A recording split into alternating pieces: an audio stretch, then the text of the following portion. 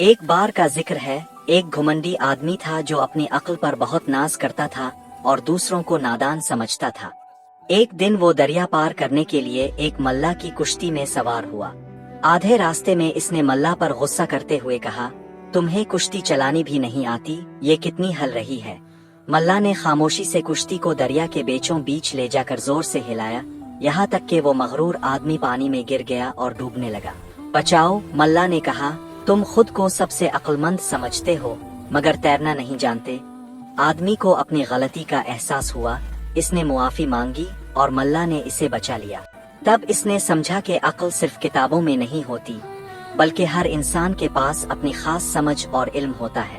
سبق: کبھی کسی کو اپنے سے کمتر نہ سمجھو، کیونکہ سچ دانائی عاجزی میں چھپی ہے۔